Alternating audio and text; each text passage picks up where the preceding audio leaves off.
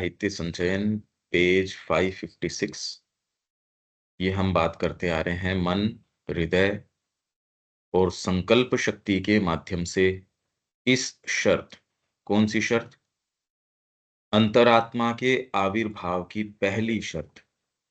और वो पहली शर्त क्या थी कि जो इसके प्रतिरूप हैं, जो प्रत्यय हैं, इनके माध्यम से उस तत्व को अप्रोच करने की बजाय डायरेक्टली वो क्या है, उसके टच में आया जाए। मतलब आपके जितने भी सो कॉल्ड योग हैं, पद्धतियां हैं, जो भी कुछ हैं, आप फंडामेंटली संपर्क में तो उसी के आ रहे हो, पर ये उन प्रत्ययों के माध्यम से आ रहे हो, रिप्रेजेंटेशंस हैं। तो पहली शर्त ये है, इससे ये क्लियर हो जाना चाहिए कि और दूसरी जितनी भी चीजें हैं, वो ऐसे फिल्टर्स हैं, ऐसी चीजें हैं, ऐसे चश्मे हैं जिनके माध्यम से आप देखते हो, और जब तक माध्यम है तब तक डायरेक्ट अप्रोच नहीं। आध्यात्मिकता ये चीज है कि आप सीधे वहां तक अप्रोच कर सकते हो। सारे इसके लिए तैयार नहीं होंगे, क्योंकि वो तो पूरी तैयारी चल रही है, पर ये किए बिना काम भी नहीं होगा। अरे भाई, सारे इसके लिए तैयार नहीं है तो इसका मतलब ये थोड़ी कि उनका काम, वो कुछ भी करेंगे उससे काम हो जाएगा। उनको इसके लिए प्रिपेयर करो कि डिसाइसिवली यहां तक, कहने का मतलब है कि सत्य तक आप सीधे अनावृत तरीके से वहां तक पहुंच जाओ। उसके बिना काम नहीं हो सकता। तो इसलिए इस शर्त को पूरा करने का अंतरात्मा का प्रयास मन, हृदय और संकल्प शक्ति के माध्यम से, इसमें हमने जो बात करी, पहला प्रयास इसका क्या है? मन का विकास। चिंतनात्मक जो मन है उसके तरीके से किया जाता है। तो ये मैं ये देखता हूं, कल जो मैं वो रेफरेंस एक देने की सोच रहा था, वो मैं ढूंढता हूं। मनुष्य की जो चिंतनात्मक सत्ता है, सबसे पहले इन्होंने उसी को अपनाया भारतीय संस्कृति में। और श्री अरविंद यहाँ क्यों कह रहे हैं भाई ये बात? जय श्री राम। जय श्री राम।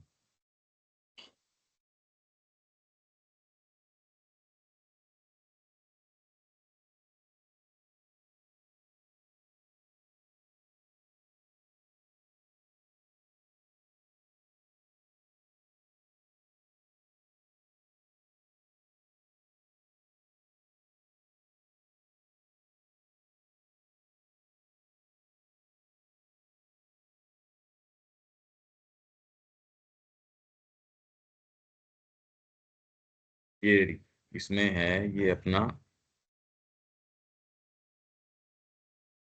ये पेज 245 अपनी जो इसके अंदर, हाँ, धार्मिक एवं आध्यात्मिक विकास की क्रमबद्ध प्रणाली का मानव के जीवन तथा उसकी शक्तियों के सामान्य संवर्धन के साथ संयोजन। भाई इसके अंदर आप ये समझिए कि इंडियन कल्चर भी श्री अरबिंदो सामने लेके आ रहे हैं, उसके पीछे की बात, और यहां भी वो ही लेके आ रहे हैं। तो आपको, अरे जब सेम ही ऑथर हैं और सेम ही लॉजिक उनके है, तो ये दोनों चीजें आप इस तरीके से जोड़ के देख सकते हो। यहां लाइफ डिवाइन के अंदर श्री अरविंद क्या कह रहे हैं कि सबसे पहले चिंतनात्मक मन को माध्यम और यंत्र बनाकर प्रयास कर सकती है। सबसे पहले यहां से शुरू करती है वो। यही बात वो इंडियन कल्चर में क्या कहते हैं कि पहले किस तरीके से ये हुआ। अवश्य ही किसी भी सुविख्यात सभ्यता के लिए प्रथम ध्यान रखने योग्य बात होनी चाहिए जीवन तथा उसकी शक्तियों का सामान्य संवर्धन। मैं इसमें इसलिए एक्स्ट्रा जा रहा हूं कि आपका स्पिरिचुअल इमरजेंस हो, उसके लिए आपकी जो भी फैकल्टीज हैं और कैपेसिटीज हैं, आपकी सत्ता के जो भाग हैं, वो कैसे धीरे धीरे धीरे धीरे हम आध्यात्मिक बनना चाहते हैं, पर शुरू कैसे करोगे? उसकी प्रणाली है ये प्रणाली है। आपको राष्ट्रीय स्तर से ये संसिद्ध करना है, सारों को भगवान की ओर लेके चलना है। तो ऋषि किस तरीके से करेंगे? तो इसलिए अवश्य ही किसी भी सुविख्यात सभ्यता के लिए प्रथम ध्यान रखने योग्य बात होनी चाहिए जीवन तथा उसकी शक्तियों का सामान्य संवर्धन। भारतीय आध्यात्मिक संस्कृति की अतुलनीय प्रतिभा का सबसे महत्वपूर्ण अंग रहा है उसके उदात्त आदर्शों का मानव के जीवन पर प्रयोग। अब इसमें है मानव की चिंतनशील सत्ता की संयोजक कड़ी। ये क्या है? ऋषि एवं शास्त्र। चिंतनशील सत्ता, और यही बात यहां कर रहे हैं कि अंतरात्मा के आविर्भाव में मन, हृदय, इसमें क्या क्या चीज बता रहे हैं? मन, हृदय और संकल्प शक्ति। और इसको वहां उन्होंने कैसे लिंक किया? आपको इन दोनों को, क्यों ये परिपूरक है। मानव विकास के इस कार्य का अत्यंत संवेदनशील एवं कठिन भाग मनुष्य की चिंतनशील सत्ता, उसके तर्कशील एवं ज्ञानात्मक मन से संबंध रखता है। मानव विकास का ये हमको खूब अच्छे से समझ में आ जाना चाहिए। इसके अंदर शिक्षा का सबसे महत्व रोल है। अगर आप उसकी चिंतनशील सत्ता को नहीं साधते, उसको कल्टीवेट नहीं करते, आप ये कल्पना ही नहीं कर पा रहे कि उसका उसका विकास क्या हो रहा है, समझ नहीं आ रहा। उसका तो कोई विकास तो हो नहीं रहा। आप उसको जो भी चीजें दे रहे हो वो कोई चिंतनशील सत्ता, आप उसको जब यही नहीं बता रहे कि आप क्या हो, आपका बीइंग क्या है, उसकी संभावनाएं क्या हैं, और हर जने को एक ही सांचे के अंदर आपने एक सांचा बना लिया, और वो भी इतना छोटा सांचा बनाया। अरे ठीक तो बनाओ। आप एक कॉमन ड्रेस सारों को पहनाना चाहते हो तो कम से कम थोड़ी तो उसमें कुछ तो दूसरों को चांस दो कि ये सबको आ जाए। तो मानव विकास के इस कार्य का अत्यंत संवेदनशील एवं कठिन भाग मनुष्य की चिंतनशील सत्ता, उसके तर्कशील एवं ज्ञानात्मक मन से संबंध रखता है। किसी भी प्राचीन ज्ञात संस्कृति ने, यूनानी संस्कृति तक ने भी इसे भारतीय संस्कृति की अपेक्षा अधिक महत्व नहीं दिया, और न इसके संवर्धन के लिए उससे अधिक प्रयत्न किया। भारत ने ये प्रयत्न किया, और यहाँ ये कह रहे हैं अंतरात्मा के लिए आविर्भाव की पहली शर्त को पूरा करने के लिए इसका प्रयास क्या है। तो आप प्रैक्टिकल एप्लीकेशन देख देख सकते हो भारतीय संस्कृति का। और हमको क्या करना चाहिए? और अभी शिक्षा के अंदर अगर आप इसको ले डाउन करना चाहते हो तो आपका अप्रोच, पहले समझो इस बात को। इसमें कोई ट्रिक्स करने से कि मैंने कंप्यूटर सिखा दिया या मैंने कोई उसको सिलाई सिखा दी, मैंने उसको ये कसीदाकारी सिखा दी, मैंने वो सिखा दिया, ये जो वोकेशनल तरीके की ट्रेनिंग है, ये उसमें और एक आप चिंतनात्मक सत्ता को पकड़ते हो, इन दोनों में बहुत फर्क है। ये तो ट्रिक्स हैं। इनफैक्ट आपके योग की जो सो कॉल्ड पद्धतियां, वो भी ट्रिक्स हैं। आप उसको बताओ तो सही कि कौन है, क्या बात है। चिंतनशील सत्ता को एनलाइटन तो करो। हम जो सुबह कर रहे हैं, ये सबसे मुख्य पार्ट यही है उसका। चिंतनशील सत्ता के सामने आपका पूरा बीइंग यो दिखने शुरू हो जाए, आप धीरे धीरे खुद ही गवर्न कर लोगे। तो भारतीय संस्कृति ने क्या किया देखो। प्राचीन ऋषि का काम केवल परमेश्वर को जानना ही नहीं, अपितु जगत और जीवन को जानना तथा ज्ञान के द्वारा इन्हें एक ऐसी सुविज्ञात एवं विजित वस्तु बना देना भी था। यहां कोई सेंटेंस या नहीं आए तो वहीं रोक लेना, क्योंकि अपना मुख्य सब्जेक्ट अभी ये भारतीय संस्कृति नहीं है, मुख्य दूसरा है, इसलिए मैं लगातार पढ़ते चलता हूं उसको। जिसके साथ मनुष्य की तर्क बुद्धि और इच्छा शक्ति एक सुनिश्चित रूपरेखा के अनुसार और एक ज्ञानपूर्ण विधि एवं व्यवस्था के सुरक्षित आधार पर बर्ताव कर सकें। इस प्रयास का परिपक्व फल था शास्त्र। ऋषि का जो कार्य था, क्योंकि शास्त्र आध्यात्मिक व्यक्ति है, और आध्यात्मिक व्यक्ति ने जीवन के ऊपर जब मास्टरी करी, मतलब अध्यात्म से लेके बाह्यतम तक, और उसको कैसे करना चाहिए, उसका परिपक्व जो फल था, फ्रूट था, वो है शास्त्र। इसलिए जो जिस तरीके से आज ये कहा जाता है बैठ के, ये शास्त्र सम्मत नहीं है। अरे शास्त्र का मतलब तो बाह्य को भीतर तक जोड़ने से है। भीतर अगर नहीं जानोगे तो बाहरी का कुछ नहीं पता चलेगा। आजकल जब हम शास्त्र का उल्लेख करते हैं तो प्राय ही हमारा अभिप्राय विधि विधानों की उस मध्ययुगीन धर्म सामाजिक प्रणाली से होता है।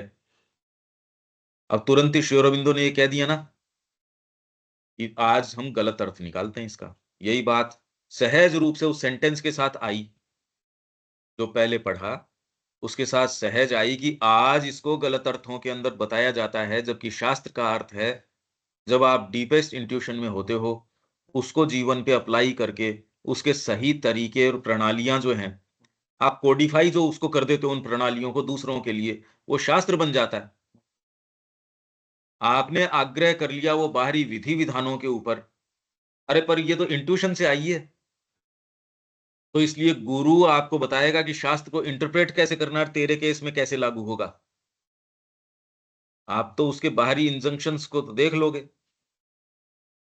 पर अब मैं आपको इंस्ट्रक्शंस दूँ, लेफ्ट मुड़ो, अब राइट मुड़ो, 20 कदम चलो। तो ये बातें अगर आप और कहीं रिपीट करने इन इंस्ट्रक्शंस को हूबहू रिपीट करो, ये तो वहीं लागू होंगे जब आप सर्टेन उस पोज़ीशन में होगे, तब तो ये लागू होंगे। आप अगर उससे 10 कदम भी आगे पीछे हुए तो ये इंस्ट्रक्शंस लागू नहीं होंगे अगर आप लिटरली इसको फ़ॉलो करते हो तो। एक तो मैं आपको लाइव देख रहा हूँ और लाइव देख के कह रहा हूँ, ठीक है, अब तुरंत मुड़ जाओ। अब 15 कदम चलो। और 15 कदम तो अभी की आपकी अवस्थिति से 15 कदम होंगे। अच्छा, आपने इसका फ़ॉर्मूला बना लिया।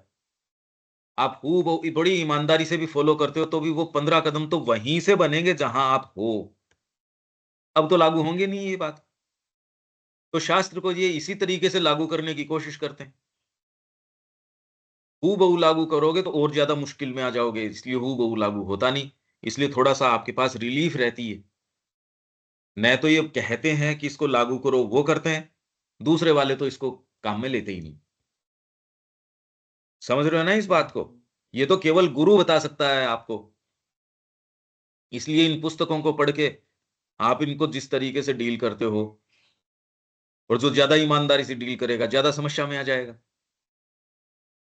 मैं कह रहा हूँ अब इधर मुड़ो पर कब, किस समय, आप स्थान, सारी बातें वो तो देखोगे। मैं कहाँ बैठा हूँ, उस रूम के हिसाब से आपको बता रहा हूँ कि अब लेफ्ट मुड़ जाओ, अब इधर मुड़ जाओ।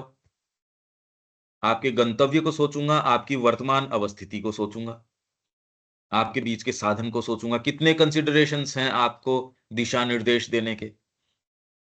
उसको लिख लिया जाए जो मैं दिशा निर्देश आपको पॉइंट ए से बी तक जाने के लिए देता हूँ और उसका शास्त्र बना लिया जाए।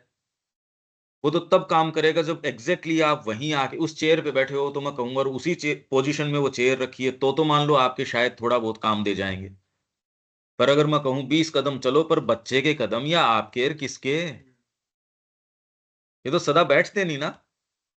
इसलिए कभी ऋषियों ने ये कहानी का देश, काल, पात्र, आप कभी वो इंस्ट्रक्शंस तो उसी व्यक्ति को दूसरे समय नहीं अप्लाई कर सकते, तो शास्त्र अप्लाई कर ही कैसे सकते हो? ये नहीं किए जा सकते। और ये भी जोरदार बात थी कि शास्त्र के प्रति बिल्कुल निष्ठा थी, आप शास्त्र को चूक नहीं सकते। पर ये इतनी समझ थी एग्जीक्यूशन के अंदर कि ये हूबहू तो करेगा, पर करेगा वैसे ही, हूबहू मतलब इंस्ट्रक्शंस प्रॉपर फॉलो करेगा, पर बेवकूफ़ी से नहीं। जैसे दिशा निर्देश अगर आपको दे रहे हैं, लेफ्ट मुड़ो, राइट मुड़ो। अब कोई कह दे भाई साहब लेफ्ट ही लेफ्ट मुड़ूँ तो भी नहीं होगा, और कोई कह दे राइट ही राइट मुड़ूँ तो भी नहीं होगा। और तीसरा कह दे कि चलो मैं इनका कॉम्बिनेशन कर लेता हूँ, 2 बार लेफ्ट, 1 बार राइट, या 1 बार लेफ्ट, 1 बार राइट। आपको तो इन किन्हीं भी फ़ॉर्मूलों के अंदर रास्ता नहीं आता। मानसिक स्तर के ऊपर भी आप इसका लॉजिक समझ पा रहे हो? आध्यात्मिक स्तर पे क्यों नहीं समझ रहे? कि गुरु के बिना आप खाली पुस्तक पढ़ लोगे और हम आध्यात्मिकता कर लेंगे। आप देखो इसका लॉजिक समझो। आप रास्ता ही फ़ॉलो नहीं कर सकते। दूसरा कहेगा भैया तू कितने भी फ़ॉर्मूले बता, उसमें मार्ग को कैसे फ़ॉलो करना है वो आयाम नहीं आता। कहते आप तो भ्रमित कर रहे हो, एक बात बता दो मेरे को, लेफ्ट फ़ॉलो करूँ या राइट फ़ॉलो करूँ? तो इस तर्क में कभी भी रास्ता नहीं आ सकता। क्या तो ये है कि एकदम सीधी रोड काटी हुई है, उसको कहते हैं भैया ये चल ले बस। और वो रोड वहीं जाके अंत होती हो। पर ये तो मार्ग इतना अनंत आयामी है भौतिक अलग है, प्राण अलग। और भौतिक के कितनी कितनी चीजें भौतिक की हैं। अरे भाई, भौतिक के अंदर अभी आप चले गए युद्ध क्षेत्र के अंदर, तो उसके परिणाम लागू हो जाएंगे आपके ऊपर।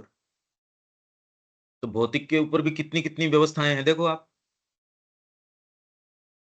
तो ये जो शास्त्र वाली बात है, हमको ये समझ में आ जाना चाहिए कि ये बहुत ज्यादा पेचीदा चीज है ये। और इंट्यूशन के संबंध में आ गए तो पेचीदगी खत्म हो जाती है। अरे आपको फिर बता रहे हैं ना, ऐसे चलो, ऐसे चलो, ऐसे चलो। आपको प्रैक्टिकल लाइफ में, आध्यात्मिक जीवन में बहुत कोई लंबी चौड़ी चीज पता चल जाती है, ये नहीं है। अभी क्या करना है वो बिल्कुल अचूक पता चल जाता है, बस उतना करते रहो, वही पर्याप्त है। अभी मेरे को तो ये करना है, और वो आपको दिशा निर्देश दे देगा, अभी ये कर लो बस। अंतरात्मा आपको बिल्कुल अचूक ये दे देगी, क्योंकि अंतरात्मा को आपकी विचार है उसकी जरूरत नहीं है। विचार को तो फिलोसोफाइज करने की जरूरत है, अंतरात्मा को क्यों जरूरत है जब उसको सर्टिट्यूड है तो। अरे भाई, मेरे को सर्टिट्यूड है, इस गिवन कंडीशन में मेरे को ये करना है, उससे ज्यादा उसको क्यों चाहिए। विचार को चाहिए कि इसके साथ इसका जोड़ना, एक एक इसको पूरी पिक्चर में रखना। उसको आवश्यकता होगी तो वो अपने तरीके से रख लेगी। ये फर्क है इसमें, आप समझो इस बात को। आजकल जब हम शास्त्र का उल्लेख करते हैं, तो प्राय ही हमारा अभिप्राय विधि विधानों की उस मध्य युगीन धर्म सामाजिक प्रणाली से ही होता है, जिसे पौराणिक कथाओं के अनुसार मनु, पाराशर तथा अन्य वैदिक ऋषियों से संबंध बतलाकर अत्यंत पवित्र रूप दे दिया जाता है। मनुस्मृति, पाराशर की, की और फिर बाद में इस पे लड़ाई करी जाती है। अब ये तो कोई लड़ाई का विषय ही नहीं है। और आज आपको सेंस भी नहीं है, तो मध्य युग की बात करें, आज तो बिल्कुल सेंस नहीं है। आज तो आपने हथियार बना लिया इसको। आप तो इसको जानबूझ के मोटिवेटेड हो, आप तो, आपने तो हथियार बना लिया इनका। और फिर बाद में इसके ऊपर विशृंखलता कर रहे हो। अपने प्योरेस्ट समय के अंदर भी इसकी पालना बिना इंट्यूशन के नहीं हो सकती थी। आप कोई भी चीज लिखते हो, साहित्य भी लिखते हो, तो ये जानते हुए लिखते हो कि इन शब्दों का पढ़ने वाले को सेंस होना चाहिए। अगर उसको सेंस नहीं हो, किसी और देश और काल और समय में हो, तो आप तो उसको ही आधार बना लोगे। वो शब्द ही नहीं समझ रहे, क्योंकि भाषा चेंज होती रहती है। शब्द किस रूप में समझा जाता है, जैसे वेद के शब्द हैं उस समय जो समझे जा रहे थे, आज उस तरीके से नहीं समझे जाते। आपको ये कह दिया जाए सिंसेरिटी, अब हर व्यक्ति को ये नहीं पता सिंसेरिटी होती क्या है। अब करो क्या उस साहित्य का, प्रॉब्लम तो ये है ना। भाषा तो एक सिंबल है। ये सारा जगत और ये सारा विश्व एक सिंबल ही तो है। वो उसके लिए मायने रखता है जो उसके अर्थ जानता है। उसके लिए तो सिंबल है, दूसरे के लिए बेचारे को नहीं है, वो अबोध गम्य है। परंतु प्राचीनतर भारत में शास्त्र का अर्थ था कोई प्रणालीबद्ध शिक्षा एवं विज्ञान।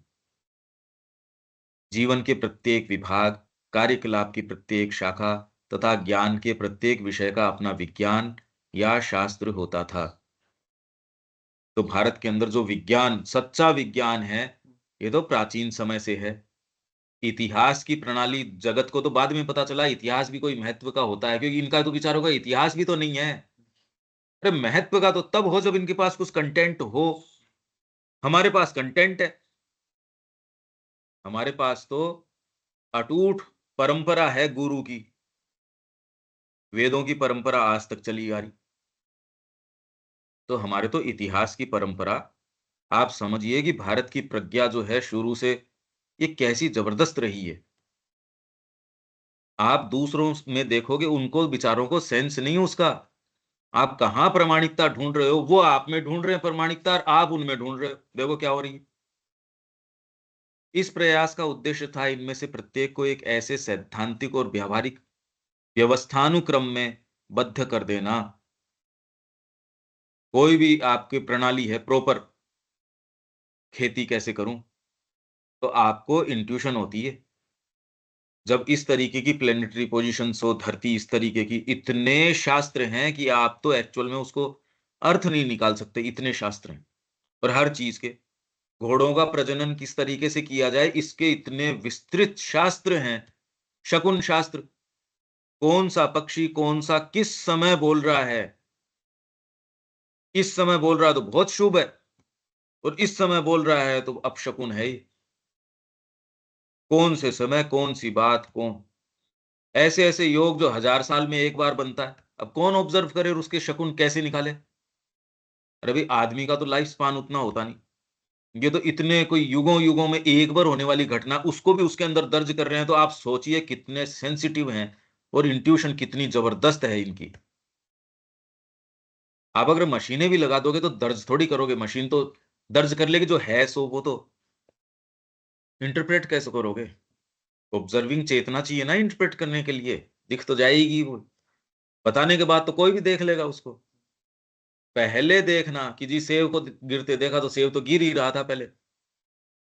और ये भी कह रहे हैं इन्होंने गुरुत्वाकर्षण की ओर की खोज करी, ये सब ये यूं कह ही रहे हैं, हमको सेंस भी नहीं है कि हमारे ऋषियों ने पहले क्या क्या कह दिया। अरे ये तो कल की बातें हैं, और ये सारी बातें तो दर्ज हैं पहले की, सारी की सारी। इनफैक्ट मंदिरों के अंदर बनाई हुई हैं ये, सब डिपिक्शन है पूरे विश्व का, पूरे ब्रह्मांड का पूरा क्रिएशन यहां बताया हुआ। आप ढूंढ रहे हो जी इस वर्ष में, और फिर उसमें कंपटीशन एग्जाम में क्वेश्चंस आते हैं, वो कहते हैं सब बकवास है ये। जो आपके क्वेश्चंस हैं, जो आप डेट पूछते हो और पूछते हो, वो तो आप सच्ची दे फिर बाद में पता चले। इस प्रयास का उद्देश्य था इनमें से प्रत्येक को ऐसे सैद्धांतिक और व्यावहारिक व्यवस्थानुक्रम में बद्ध कर देना जो ब्योरेवार निरीक्षण निरीक्षण किया, पर इन्होंने ब्योरेवार निरीक्षण किया। यथार्थ सामान्यीकरण, सामान्यीकरण मतलब जनरलाइज कर दिया कि मैंने ये चीज राजस्थान के अंदर देखी, पर हाँ ये वाली बात आपके यहां भी काम दे जाएगी। मेरे यहां तो ये वाली अभी नहीं है, पर हाँ काम आपके भी दे जाएगी ये, महाराष्ट्र में भी दे जाएगी। मानव प्रकृति की कोई चीज है तो वो सामान्यीकरण, यथार्थ, रियल। अभी तो रियल सामान्यीकरण नहीं है। सामान्यीकरण मतलब ये गोली ले लो तो आपके ये ठीक हो जाएगा। आप 1000 केसेस के अंदर से वास्तव में देखोगे ये गोली कोई 2 4 5 के कर, और वो भी काम करती है तो उसके साइड इफेक्ट और होते हैं। सामान्यीकरण मतलब जनरलाइजेशन। और वास्तव में पूर्ण अनुभव और अंतर्ज्ञान मूलक तार्किक एवं परीक्षणात्मक विश्लेषण और सामंजस्य पर आधारित हो। इतने सारी कसौटियों पे कस दिया इन्होंने शास्त्र को, जिससे कि मनुष्य सदा ही इन्हें जीवन के लिए समुचित उपयोगिता के साथ जान सके, समुचित ज्ञान मूलक सुनिश्चितता के साथ कार्य कर सके। अगर आपको ये चीज मैंने कल भी ये बताई थी, आपको अगर चिंतनात्मक सत्ता को नहीं हो, शास्त्र की प्रामाणिकता नहीं हो, तो आप जस्ट आइडिया लगाइए कि आपके पास ऑथेंटिसिटी किसी कार्य की नहीं रहेगी। आप जो कर रहे हो उसमें डाउट बना रहेगा। अभी आपको ये है कि इसने ये कहा, ट्राइड एंड टेस्टेड है, ये काम कर जाएगी। ये कंपनी कह रही है इतना काम कर देगी ये, या ये ऋषि कह रहा है ये इसलिए ये काम करेगा। तो आप एक सिक्योर ग्राउंड, इसीलिए ये आपको जो पढ़ाई जाती है, जो सामान्य जो शिक्षा है, उसका कारण भी यही है कि तुम जब आगे जाओगे, और यही तुम्हारे डिग्री का और का कारण भी यही है। मनमर्जी नहीं, कोई एक ऐसी संस्था, एक कोई ऐसी व्यवस्था है जो आपको प्रमाण देती है। अरे पर वो तो गड़बड़ हो गया, उसका कारण तो चला था कुछ और, कि असिद्ध लोग समाज में नहीं चले जाएं। पर वो तो पूर्ति ही नहीं हो रही, आपने तो उद्देश्य बना लिया कि कैसे भी वो एक प्रमाण आपको मिल जाए। आपका क्वालिटी चेक डिपार्टमेंट ही अगर गड़बड़ हो जाए और हर किसी तरीके के निकलने शुरू हो जाए, ये इसीलिए भाई, ये प्रामाणिकता इसीलिए थी कि हर कोई समाज में आए तो पहले थोड़ा प्रामाणिक हो जाए। ठीक है, पर प्रमाण सिद्ध करने का तरीका भी तो फिर बाद में एक, क्या तो बिल्कुल ही सामान्य भौतिक तरीके का हो, यांत्रिक हो, एक यंत्र हो गया, आप तो उसमें से किसी को गुजार दो चाहे। और एक ऐसा यंत्र है जो आप उसको पैसे सिक्के दे के थोड़ा मैनिपुलेट भी कर सकते हो। तो कैसी चीज गुजार लो इसके भीतर से। तो ये शास्त्र था। तो आप जिसको आज समाज में ये प्रमाण देना, डिग्री देना, यहां तो हर व्यक्ति शास्त्र की डिग्री के बिना हिल नहीं सकता था। आप ये समझो। और अभी तो बिक रही हैं। अब तो बड़े बड़े स्कैम्स फ्रॉड्स ये चल रहे हैं ना, कि वो बांट रहे थे बड़ी बड़ी यूनिवर्सिटियां बंद हो रही हैं, उन्होंने बांट दी यूं ही लाइन से थोक के हिसाब से डिग्रियां, और पैसे लेके भाग गए। अब उनको, ये तो हर स्टेट में इतनी इतनी यूनिवर्सिटियां हैं जिनकी ये कहानी है। यहां नहीं हो सकता था ये। और ये नहीं कि कोई उत्तीर्ण कर लिया, ये जीवन भर आपके ऊपर शास्त्र कसा रहेगा। और वो कब चूकेगा? जब डी पर पुकार आ जाएगी, गुरु के पास चले जाओगे, तो ये तो और भयंकर शास्त्र हो गया। वो तो कस देगा आपको, वो तो नींद में भी कस देगा, वो तो विचार क्या, वो तो हर चीज में कस देगा। तो यहां तो मानव प्रकृति को छूट वैसे नहीं थी। इसीलिए सुप्रीम क्रिएशंस क्यों हैं? मैं इसलिए कह रहा हूं क्योंकि अंतरात्मा इस तरीके से काम करती है। आज आपने लाइसेंस कर लिया जीवन को, निरंकुशता कर दी भौतिक को। अरे भाई, ये बच्चा कैसे बैठेगा एसी के बिना, इसके बिना, उसके बिना। आपने उसको बच्चा क्या एक गुड़िया सी बना दिया, जो बस, वो तो टेम्परेचर से ही बेचारा ये तो कुलमुला जाएगा। तो काम क्या करेगा फिर बड़ा होके वो? उसके विचार तो, जैसे माँ ने ये सूत्र दिया कि आप इंटरेस्टिंग अनइंटरेस्टिंग का विचार करके कार्य करो, एक तो है स्थिति ये। और एक आप जो उचित है उसको इंटरेस्ट लेके करो, ये है स्थिति दूसरी। तो एक स्थिति के अंदर आप जीवन भर गुलाम रहते हो, क्योंकि आप इंटरेस्टिंग अनइंटरेस्टिंग के रूप में करते हो, सुखद और दुखद। सुखद कार्य कार्य ले लूं तो सुखद, अगर आप ये सोचो, जस्ट विचार करो, हम सारी देखते हैं अरे ये तो मूर्खता है एकदम, और फिर भी पूरे समाज में ये प्रचलन में है। ये वाली डिग्री ले लो, फिर बाद में अरे 25 साल बाद में आपको ऐसे ऐसे वो दिखाते हैं, यहाँ बैठे रहोगे, थाईलैंड में बैठे रहोगे, यहाँ चले जाओगे, वहां चले जाओगे, वेल अर्नड आपका फिर रिटायरमेंट। आप सोचिए कि कैसी ये दुर्व्यवहार की बात है वैसे तो। 30-35 साल बाद में रिटायर, अरे यार तब तक तो ज्ञान नहीं आता आदमी को कि वास्तव में जगत क्या है, आत्म अन्वेषण, ये बातें कोई कर नहीं रहा। आजकल पैकेजेस क्या है, ये कर लो, उसके बाद 40 के बाद तो खूब मजे से, और मजा मतलब कि आप बैठे हो किसी जंगल में, या किसी समुद्र के पास, या किसी होटल में खूब खा रहे हो। आप इनके देखो तो सही, ये क्या दिखा रहे हैं आपको? अगर ये आपको दिखा के ये आकर्षण की सामग्री इन्होंने बना ली, जो कि दुर्गंध की चीज है, ये तो व्यक्ति कहेगा इसमें तो कोई वर्ण करने की चीज नहीं है, और जो कि आपको दिखाया जा रहा है। देखो तो सही आप हम कहाँ आ गए, कि आपको ये कहे कि अब इसके बाद आपको अभिप्सा करनी बंद कर देनी चाहिए, अब आशा का कहाँ रही जीवन में, खत्म। ये तो आदमी कहेगा वर्क तो मेरा ऑनर है, वर्क तो मेरे को आनंद आता है वर्क करने में। पर एक आपको ये दिखाई जा रही है ना, ये देखो, इसको तो पैकेज दिखाए जा रहे हैं, सफलता के मानक के रूप में दिखाया जा रहा है। इसलिए ये क्या कह रहे हैं, जीवन के लिए समुचित उपयोगिता के साथ जान सके, समुचित ज्ञान मूलक सुनिश्चितता के साथ कार्य कर सके। क्षुद्रतम और महानतम चीजों का समान ही सतर्कता और ध्यान के साथ निरीक्षण किया जाता था, और प्रत्येक की अपनी कला एवं विद्या प्रस्तुत की जाती थी। मतलब आप जिस भी फील्ड की बात कर रहे हो, अगर खेती की बात कर रहे हो, तो इनके पास जितनी उन्नत पद्धतियां थी, चाहे आपके टूल्स हो, चाहे आपके इम्प्लीमेंट्स हो, बीज को का संरक्षण कैसे करना है, जगत आज तक प्रॉपर नहीं जानता। भारतीय पद्धतियों को आज भी समझा जा रहा है। शिप बिल्डिंग कैसे करते थे इनको नहीं पता था। कपड़ा कैसे बुना जाता था कि पूरा का पूरा थान एक सुई की उसमें से निकल जाए, छेद में से, इनको नहीं पता था। इन्होंने कर इतना भयंकर रूप से लगाया है उसके ऊपर कि यहां कोई खरीद ही नहीं सके।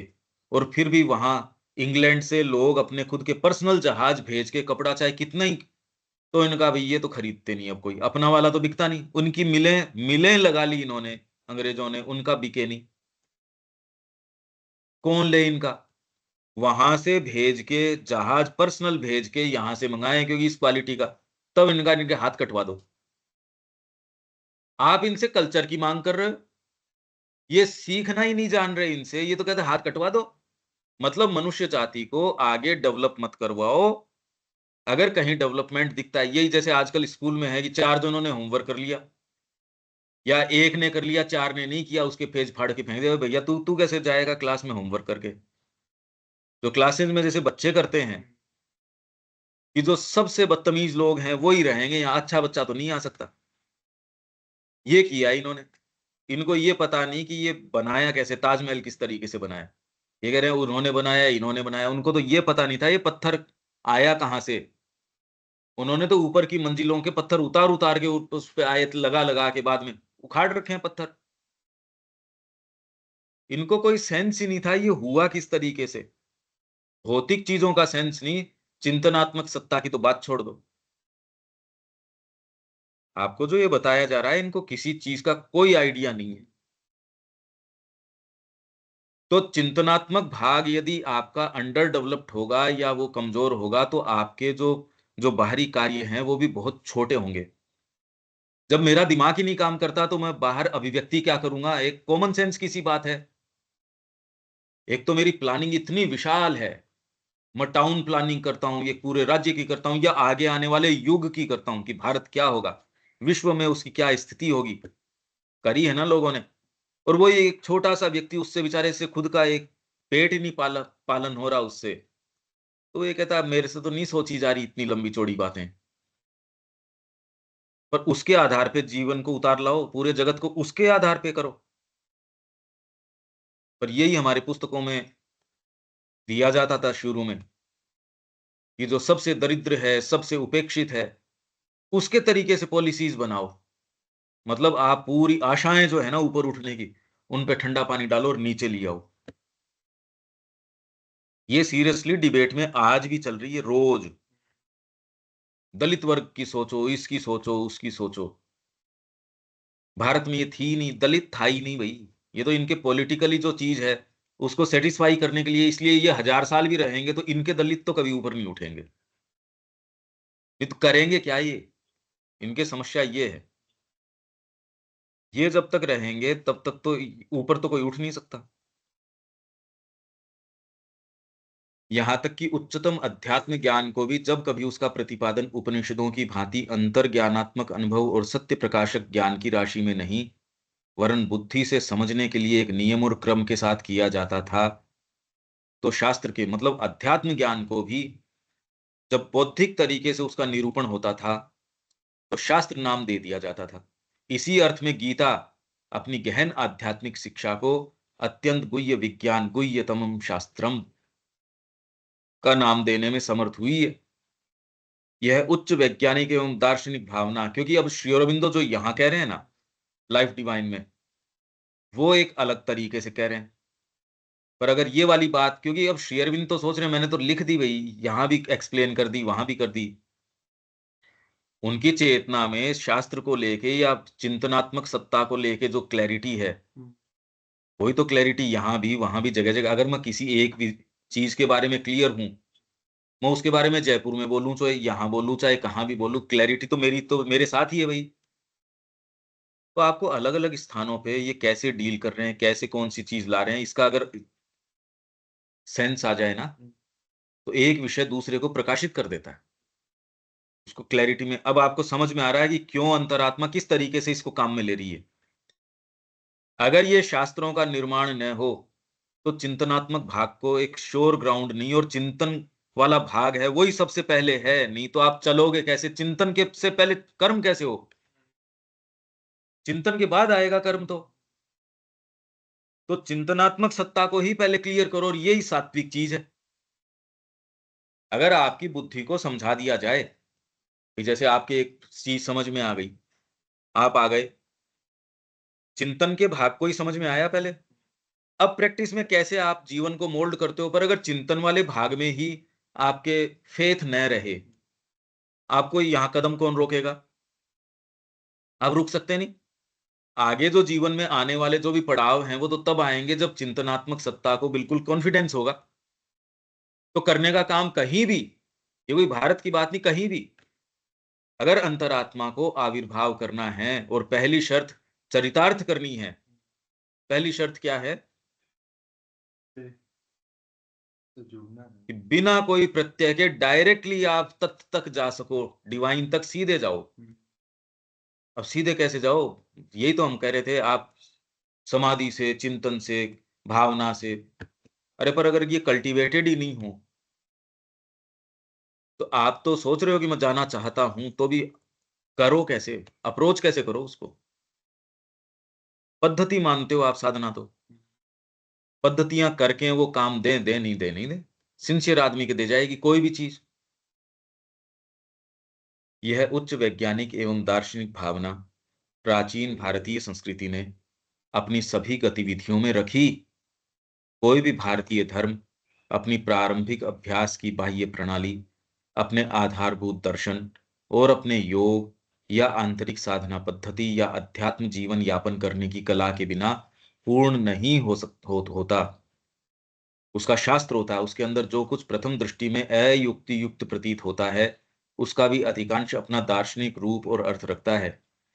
यही वह पूर्ण समझ एवं दार्शनिक स्वभाव है जिसने भारत में धर्म को इसकी स्थायी सुरक्षा। नहीं तो धर्म मतलब खाली एक फेथ का विषय हो गया, आस्था का विषय है। अरे आस्था का नहीं, ये तो जीवन का विषय है, जीने का विषय है, इसलिए स्थायी है केवल आस्था। आपको उसके प्रमाण मिलते नहीं, खाली आस्था ही आस्था रख रहे हो, कितने दिन रख पाओगे? अरे भाई आपके क्वेश्चन तो उठ ही जाएगा।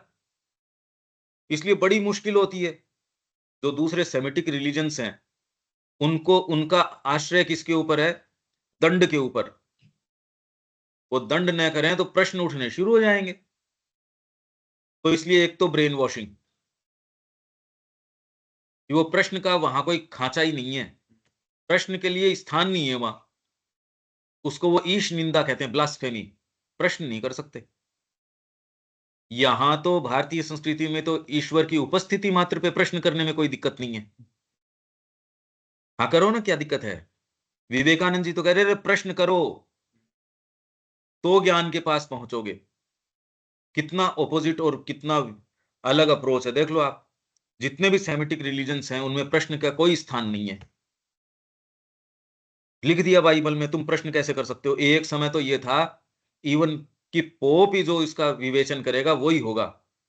तब फिर रिनेसेंस आया, जो जो ये आए ना, रिफॉर्मेशन है, रोर है। मैंने कहा हम नहीं मानते यार, ये क्या बात हुई?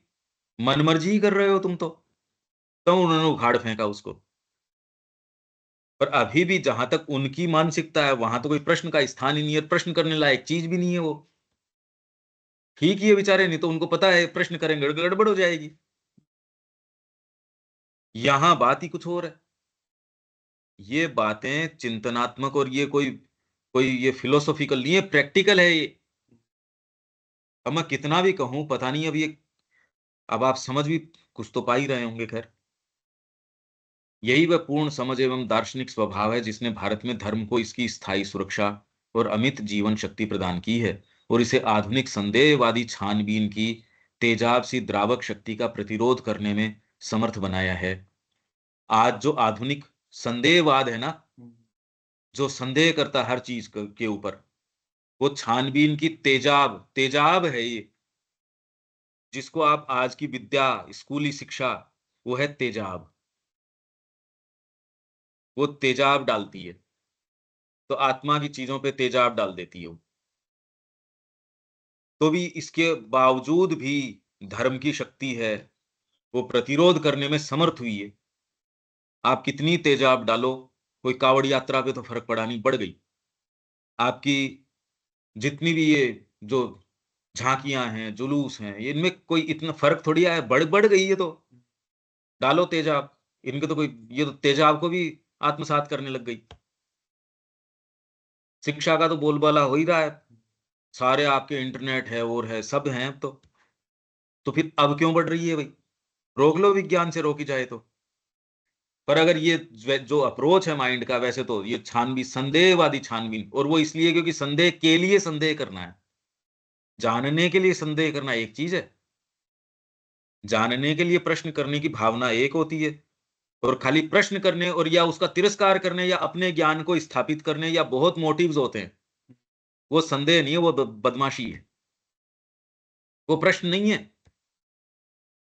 सच्चा प्रश्न है वो उत्तर लेके आता है। और ये वाली बात है, वो जो एक एक अच्छी चीज चल रही है उसके अंदर कहीं ना कहीं विभेद लेके आता है। तो ये तेजाब सी द्रावक, जिसको आप ये छानबीन बोलते हो, ये तो है तेजाब, जो कुछ अनुभव और तर्कशील तर्क बुद्धि पर सम्यक प्रतिष्ठित नहीं है, उसी को वह शक्ति गला सकती है। ये जो तेजाब है ना, इसलिए जो आपके सेमिटिक रिलीजन्स हैं उस पे प्रश्न नहीं कर सकते आप। आप अगर उन पे प्रश्न करना शुरू करो, जैसा कि अब ये कर रहे हैं, तो इनके उनकी सुरक्षा जो आपके है कट्टरपंथी जो धर्म है, उनकी सुरक्षा उनकी कट्टरपंथीता में ही है। आप अगर बुद्धि के ऊपर उनको उतार के लेके आओगे, खत्म हो जाएंगे वो तो, क्योंकि बौद्धिक आधार भी तो नहीं है विचारों का। तो इसलिए वो सुरक्षित किस बात के ऊपर है ना, हम नहीं मानेंगे।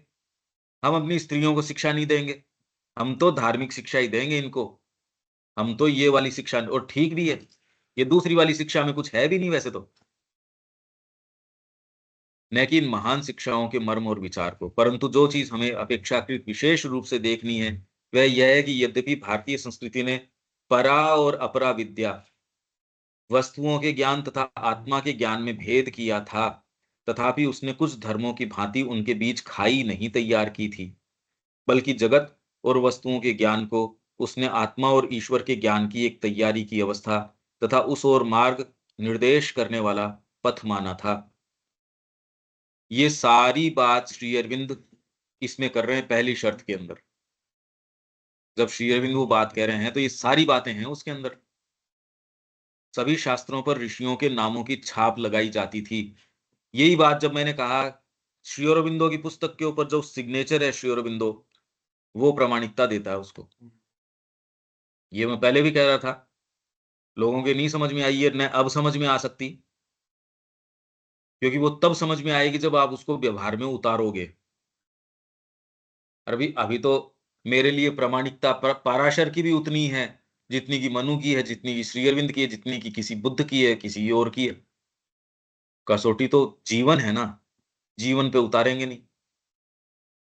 इसलिए ये सेंटेंसेस का हमको अर्थ नहीं पता लग रहा।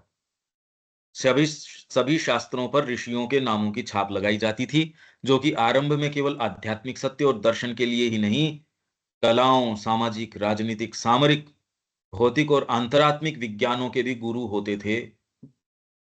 और प्रत्येक शिक्षक अपनी अपनी मात्रा में गुरु या आचार्य, अर्थात मानव आत्मा के मार्गदर्शक या उपदेष्टा, जो उपदेश करता था, के रूप में सम्मानित होता था।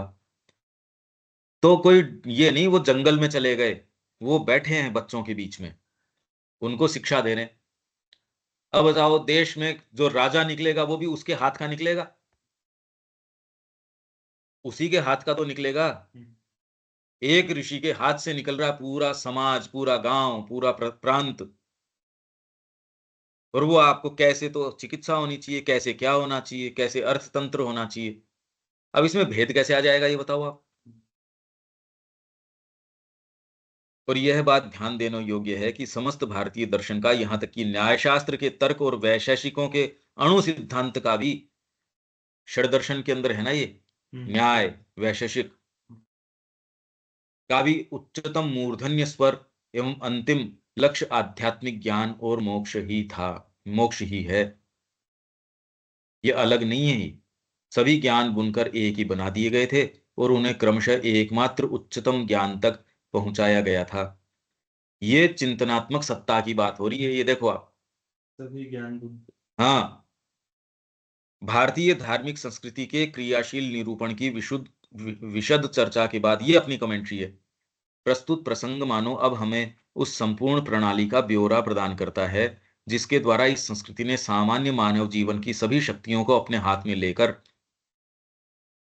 यही बात ये कर रहे हैं श्री अरविंद यहाँ क्या कर रहे हैं, मन, हृदय और संकल्प शक्ति के माध्यम से इस शर्त को पूरा करने का अंतरात्मा का प्रयास। यही बात भारतीय संस्कृति ने की। उसने क्या किया कि मानव जीवन की सभी जो शक्तियां हैं उनको हाथ में लिया,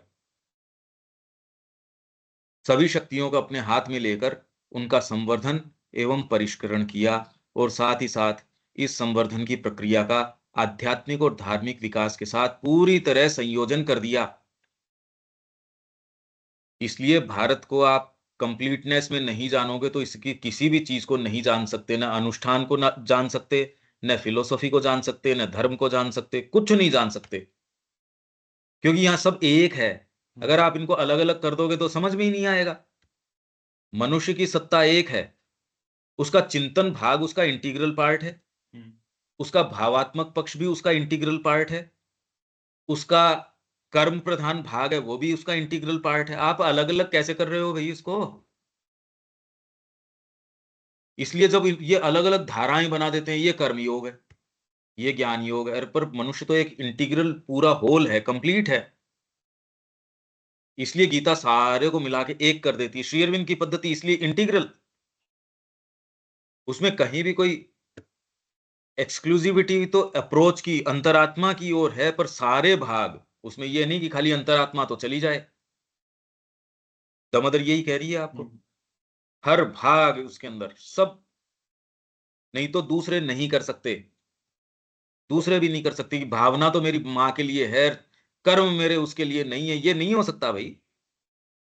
ये कोई भी स्तर पे ये बात चल ही नहीं सकती, और हमारे प्राचीन काल में ये थी भी नहीं। ये तो स्पष्ट हो गया यहाँ।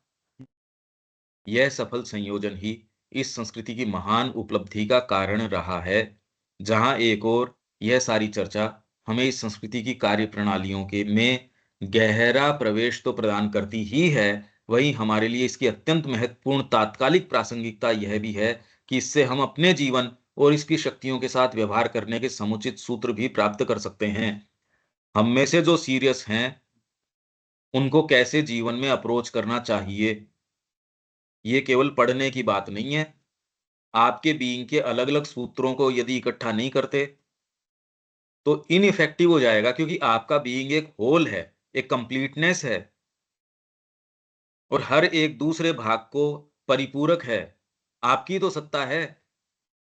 अगर आपकी चिंतनात्मक भाग को छोड़ देते हो और चिंतन है किसी और के ऊपर, तो आपके जीवन का कर्म है। व्यक्ति चाहता है, कर्म में क्यों नहीं आ रहा? क्योंकि चिंतनात्मक भाग में वो चीज नहीं आई, क्लैरिटी नहीं है, आपके सेंटेंस के अंदर ही क्लैरिटी नहीं है। इसलिए अभी तो सेंटेंसेस को आपको अपने स्तर पे विवेचन करने की शक्ति खूब खूब जितनी डेवलप करोगे, आप सोचोगे निरर्थक, निरर्थक नहीं है, जीवन के अंदर आएगी यही। अगर बच्चे को इस तरीके से तैयार कर दिया जाए, या हर व्यक्ति की ये तैयारी हो जाए यहाँ, तो आपके लिए शास्त्र जो है जीवित हो उठेंगे, वापस वही चीज आ जाएगी, कोई दिक्कत ही नहीं है। वही जो ग्लोरी है वो नए तरीके से नए मायनों में आ जाएगी। और हम स्पष्ट रूप से यह देख सकते हैं कि किस प्रकार वर्तमान में एक स्थूल उपयोगितावादी दृष्टिकोण के द्वारा इन शक्तियों के व्यवस्थापन के दिग्भ्रमित प्रयास ने संपूर्ण मानव जाति के समक्ष गंभीर समस्याएं उत्पन्न कर दी हैं। तो करने का क्या काम है? अब साफ साफ अगर खाली यूं ही और पहले ही हुआ था प्राचीन काल में, तो आज तो इसकी कोई उपयोगिता नहीं है। और हम जो काम करना चाह रहे हैं मां श्री अरविंद का, ये एक अंतरात्मा के लिए भी, अभिजात्य के लिए इंपॉर्टेंट बात है ये। उसका आविर्भाव नहीं हो सकता, नहीं तो पहली शर्त को करने के लिए ये चीज जरूरी है।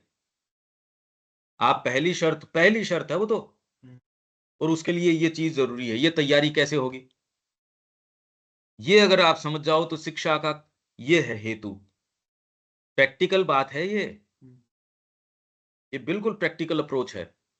ये कोई फिलोसॉफिकल अप्रोच नहीं है, प्रैक्टिकल है।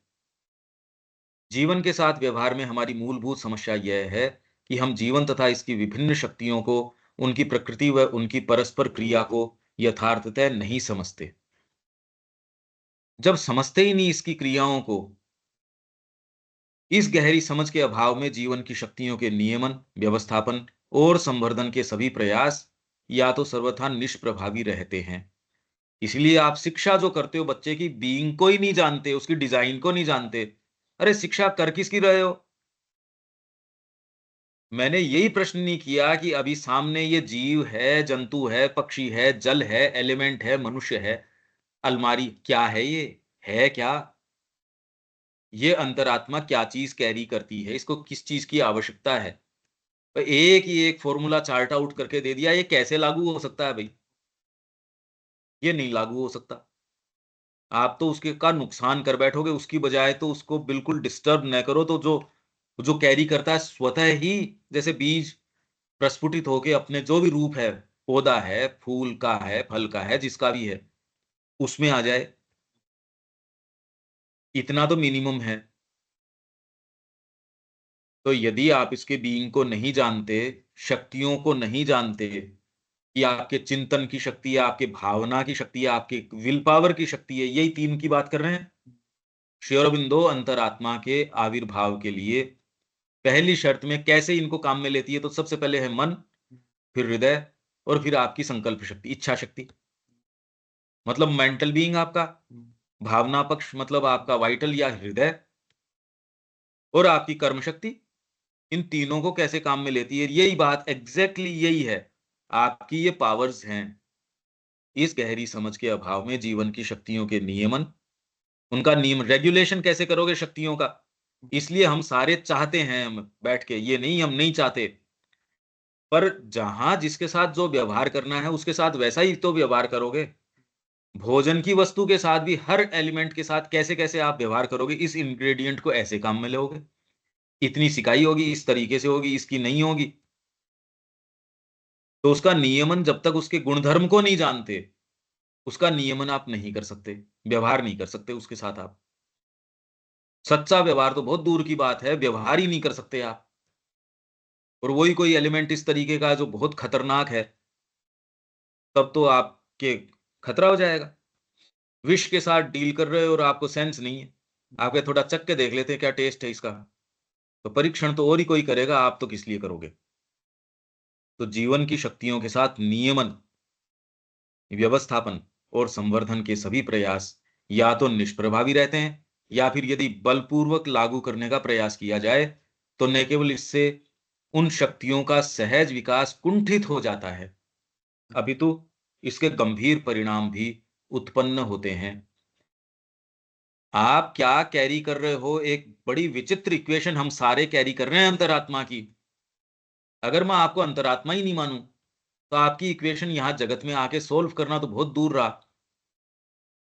आपने उन चीजों को हटा दिया, आपको सेंस नहीं। मान लो मेरे को जैसे कंट्री ऑफ द ब्लाइंड, उसमें एक व्यक्ति चला गया, उन्होंने बड़ी मुश्किल से कि इसकी प्रॉब्लम क्या है, बाद में पता चला इसकी आंखें, इसकी दिक्कत है। कंट्री ऑफ द ब्लाइंड है भाई वो। तो वो लोग रात को काम करते थे, जब आंखें ही नहीं है तो आपके देखने वगैरह की तो चक्कर नहीं रहा। तो उनकी प्रक्रिया, वो रात को काम करते कि सूर्य में क्यों काम करें, भाई सूर्य तो जिसके आंखें हैं उसके समस्या है ना। अब ये व्यक्ति चला गया, बड़ी मुश्किल से उन्होंने कहा अरे इसकी ये फोड़ो, ये बेचारे की ये दिक्कत है। तो इसलिए अगर आप अपनी सहज शक्तियों को नहीं पहचानते और उन शक्तियों का नियमन, अंतरात्मा को नहीं जानते, मन को नहीं जानते, प्राण को नहीं जानते, कैसे व्यवहार करो जब आप जानते ही नहीं कोई चीज को। और अगर आपने कोई एक ऐसा मनमाना कोई नियम बना लिया है, कोई सूत्र बना लिया, तो उसका तो परिणाम किसी दूसरे के लिए तो छोड़ दो, आपके खुद के अपने ऊपर लागू अगर करोगे कोई भी रिगरस डिसिप्लिन, तो भी परिणाम कैसे आएगा?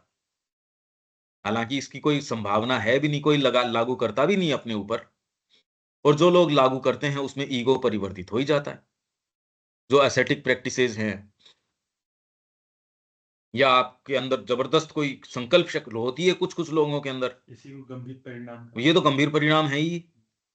आपने ध्यान करने की शुरू कर दी, मान लो सेंस आपको है नहीं, आपकी लिमिटेड क्षमता है, वही कंट्रोल में नहीं है, ध्यान से जो चीजें मान लो आ जाएंगी, उनको कहाँ रखना आपके हाथ में थोड़ी है। अरे मेरे पाँव ऑलरेडी कमजोर है, अब ऊपर से वजन और दे दिया मेरे सिर के ऊपर, अब वो तो वैसे ही टूट जाने हैं। आपने अगर कोई अपनी क्षमता से ज्यादा, अभी ईगो वैसे ही नहीं है आपसे कंट्रोल हो रही, ध्यान से और से लोग पागल हो जाते हैं। मतलब एकदम पागल हो जाते हैं, उनका जो बेसिक स्ट्रक्चर है खत्म हो जाता है, और जीवन भर वो रिटर्न नहीं कर सकते, वैसे ही रिटर्न नहीं कर सकते। ये जितना आप सोच रहे हो उससे ज्यादा गंभीर चीज है। भाई या तो लगभग सारे के सारे जो है एवरेज हैं, वो कहीं जाने आने नहीं, वो तो एक ही जो, वो एक घरट बोलते हैं उसको, घरट निकालते हैं वो खाली, बस। जिनमें कुछ अगर ये वाली थोड़ी सी है, और उसमें अगर ईगो है, महत्वाकांक्षा है, तो इसीलिए बड़ा मुश्किल है गुरु की कृपा के बिना गुरु के सानिध्य के बिना चले कैसे व्यक्ति, अप्रोच करे ही कैसे? जब हम भारतीय संस्कृति के परिप्रेक्ष्य में जनमानस की बात करते हैं, तो ऐसा नहीं है कि यहाँ की सामान्य मानव प्रकृति का गठन अन्य संस्कृतियों की औसत मानव प्रकृति के गठन से बहुत भिन्न या श्रेष्ठ रहा था। यहाँ भी एवरेज आदमी वैसा ही था, पर ऋषि जानते थे यहाँ मटेरियल वैसा ही था। ऋषि को पता था कि कौन से भाग को किस तरीके से काम में लेना है। वही एक संगीतकार है, वही आपका माइक का, हारमोनियम का, साजोबाज का सेटअप वही है। संगीतकार उससे, सच्चा संगीतकार चमत्कार पैदा कर देगा। बाहरी साधन वगैरह वही है आपके। परंतु चूंकि ये संस्कृति मानव प्रकृति के गठन के संबंध में गहरी समझ रखती थी, इसलिए वह इसके साथ विजयी रूप से व्यवहार और इसका समुचित नियमन और व्यवस्थापन करने में सफल हुई। इस गहरी समझ के अभाव में ही आज जब हम जीवन के नियमन का प्रयास करते हैं, तो सदा ही हमारी प्रवृत्ति नियम विधानों में फेरबदल करने और नए नियम विधानों के निर्धारण की, और स्वयं इन नियम विधानों की अनुपालना के लिए एक अधिकाधिक जटिल होते तंत्र के निर्माण करने की होती है। एंटी करप्शन का एक लॉ और बना दो, सरकार का ये रूप चेंज कर दो, हमने एक नया नियम किया, इसमें ये अमेंडमेंट किया, इसलिए इसको बोल्ड किया, अपन ने लिखा हुआ अपना ही है, पर ये बात समझ में नहीं आती ना। परंतु इतने सब के बाद भी किसी प्रकार का कोई प्रभावी नियमन हमें कदाचित ही देखने को मिलता है। कोई भी विवेकशील व्यक्ति यह बोध कर सकता है कि यदि नियम विधानों का निर्धारण ऐसे व्यक्तियों द्वारा किया जाएगा जो जीवन के विषय में स्थूल उपयोगितावादी दृष्टिकोण रखते हैं, जिनका स्वयं का जीवन अहमात्मक आवेगों द्वारा चालित है और जिन्हें जीवन का निर्माण करने वाली विभिन्न आंतरबाह्य शक्तियों का कोई गहरा अनुभव नहीं है, तो ऐसे में स्वयं में नियामक विधान अपूर्ण और अपरिपक्व होंगे। तो क्या टीचर कर लेगा? वो तो नजदीक नहीं जाना चाहिए बच्चे के। या आपके जो विधिक लोग हैं, जो विधान निर्माता हैं, जिनको सेंस नहीं है, अगर मनुष्य के स्वभाव का सेंस नहीं है, उनकी पद्धति काम नहीं करेगी वहां। वो तो बस ऐसे कर लो एक वैचारिक तरीके से, अरे ग्राउंड लेवल पे नहीं होता, खेती नहीं होगी यार, ऐसे तू बात क्या करता है? जिन्हें प्रभावी रूप से जीवन पर प्रयुक्त किया ही नहीं जा सकता। तो ये सारी बातें चिंतनात्मक सत्ता के संबंध में, ये इसमें हमारी जो इंडियन कल्चर वाली है वहां आप देख सकते हो। ये मैंने इसीलिए कि ये अंतरात्मा का प्रयास ये है कि पहली शर्त को पूरा करने के लिए मन का विकास। अच्छा, इसमें पहला पैराग्राफ जो हमने कल पढ़ा था वो ये था कि जब बुद्धि को डेवलप करते हैं तो उसका सहज झुकाव इम्पर्सनल की ओर होता है। कल हम फिर यहां से इसको, जिससे रिकैप हो जाएगा, तो ये एक बड़ी भारी समस्या भी है इसकी। ये जो चर्चाएं कर रहे हैं श्री अरविंद यहाँ, ये मूलभूत, ये सामान्य जीवन की नहीं, जो आपकी डीपेस्ट जो फिलोसॉफीज आई हैं, जो प्रोफाउंडेस्ट जो विचार वगैरह मनुष्य जाति के आए हैं, उनको रख रहे हैं, और उनकी समस्याएं मानव प्रकृति को पहली बार आपके सामने, अगर इसको आप समझ जाते हो, आपका बीइंग आपको साफ साफ नजर आ जाएगा। उसके साथ आप फिर बाद में सक्सेसफुली डील कर सकोगे। अरे प्लेनली कम से कम बुद्धि में समझ में आ जाएगा, आप भ्रमित नहीं हो पाओगे उतना जल्दी। अगर ये चिंतन वाला पार्ट आज नहीं लें और कैसे डील किया, और अभी भी और है, ये तो मैंने जल्दी जल्दी पढ़ दिया। मजा इसका तब है क्योंकि जब लिखा उसको अपन ने, ये तो देखो आप इसकी बहुत डीप उसके अनुभव के माध्यम से ही लिखा गया है। पर अभी समय हमारा हो गया। देविका जी, कोई बात है इसमें? नहीं पंकज भाई, अभी तो नहीं है, थोड़ा लेट ज्वाइन करी थी तो दोबारा सुनना पड़ेगा मुझे लगा। कल का और आज का हाँ जी, हम कल भी मिस हो गया था मैंने। हम फंडामेंटल्स में प्रवेश कर रहे हैं, क्योंकि अंतरात्मा का आविर्भाव और पहली शर्त को पूरा करने के लिए क्या करती है, ये प्रैक्टिकल बातें हैं ये। इसलिए आपको अगर इसमें करना है, व्यक्ति को औरों की करनी है या नहीं करनी है, अगर खुद भी अगर वो सीरियस है इसके विषय में कि भाई अपनी अंतरात्मा बागडोर ले ले मेरे मन प्राण शरीर की, ये कहने से उनसे नहीं होगा।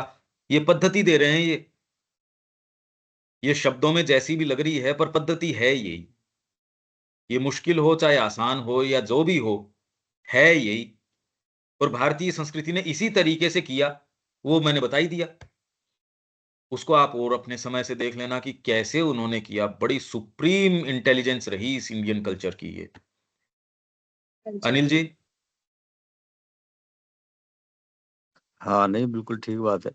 अब एक विचार इसमें ये आ रहा था, जैसे इतना वैभव पूर्ण अपना रहा है पास्ट, तो ये चीजें अब मतलब डाउनफॉल मतलब ग्राउंड जीरो पे फील कर रहे हैं, मतलब आप तो ये से ग्राउंड जीरो पे आ गए अपन, मतलब आप शुरुआत इसको लेके कहाँ से, मतलब शास्त्र अपने रेफरेंस हैं, सब कुछ है, उस टाइम ये इतना अगर वैभवपूर्ण था तो इतना डाउनफॉल क्यों हो गया, मतलब ये संस्कृति का जो है ये नहीं समझ में आता, मतलब ऐसा लग रहा है कि अब फिर इस ग्राउंड जीरो से प्रश्न के शुरू करना है। उत्तर इसमें डील किया गया है।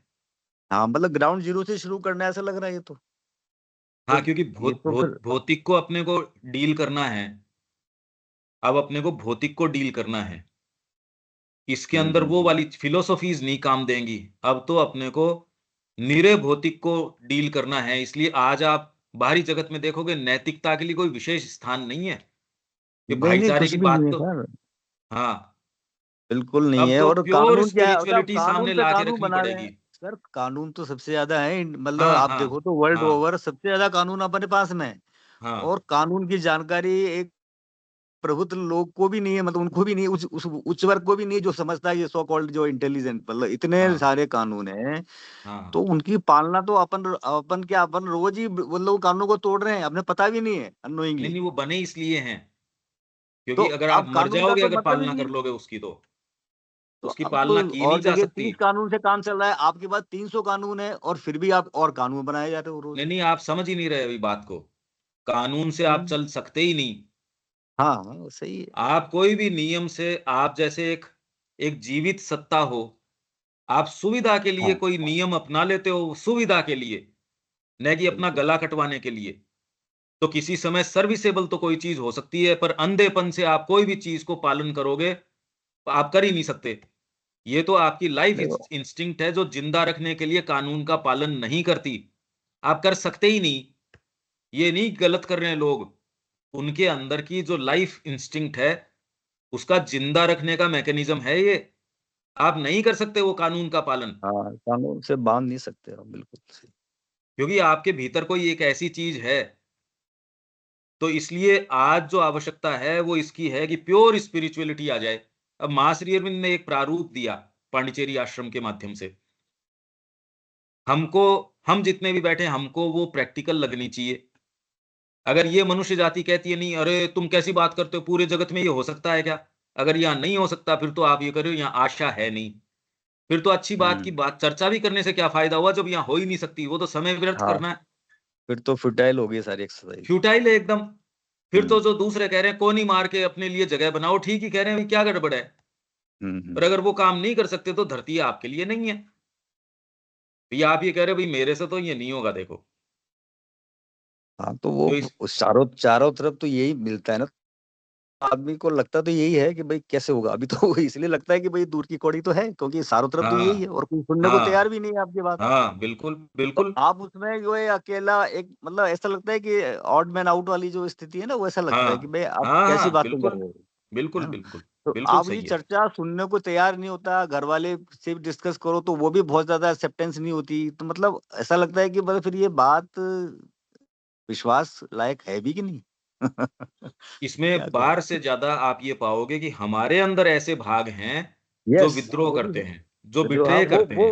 वो बार बार सामने आते हैं ना कि भाई यार हाँ, कैसे कहाँ कुछ नहीं हाँ। होगा कुछ नहीं होगा, मतलब वो आपको ऐसे सजेशन देते रहते हैं कि घर कुछ वाले होगा कि नहीं मजबूर होगा। करके भी आपको ऐसी चीज नहीं खिला सकते जो आपको घिन आती हो, जिसको देख के।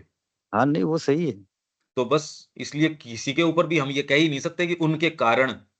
वो ना ना ना आपको कारण की वो बात नहीं है समझा नहीं वो तो। सकते कि वो ऐसी चीज को आप, पर जो वो विचार अभोज्य ही आता है पदार्थ कि है। जब इतना वैभवपूर्ण चीज थी तो ये विलुप्त सी क्यों हो गई, मतलब अब ये लग रहा है कि जैसे बिल्कुल एबीसीडी से शुरू करना हाँ, वाली पर स्थिति श्री लगती अरविंद है। का और माँ का आगमन और ये आश्वासन की हम कार्य कर हाँ रहे हैं, छोड़ के अब नहीं वो जा रहे। टाइम टाइम फेज है ये लगता है मेरे को तो। तो ये, वो जो भी रहा होगा, क्योंकि हम तो देखो ये बड़े ऐसे प्रश्न हैं, प्रकृति के वैश्विक प्रश्न हैं, जो कि हम्म। वैश्विक समझ जब तक नहीं हो तब तक तो हम इसके चीजों को ही नहीं जाने। हाँ भाई जो नहीं नहीं व्यापार, सही। इतना बड़ा व्यापार है, मेरे को एक छोटी सी दुकान नहीं चलानी आती। तो हाँ सही। अभी तो, पर कितनी भी बड़ी यात्रा हो, पहला कदम तो उठाना ही पड़ेगा, कितनी भी हाँ बड़ी बिल्कुल यात्रा हो जाए। ठीक बात। तो यहाँ विराम देते हैं, कल मिलते हैं। हाँ कल मिलते हैं। जय श्री। जय श्री महान।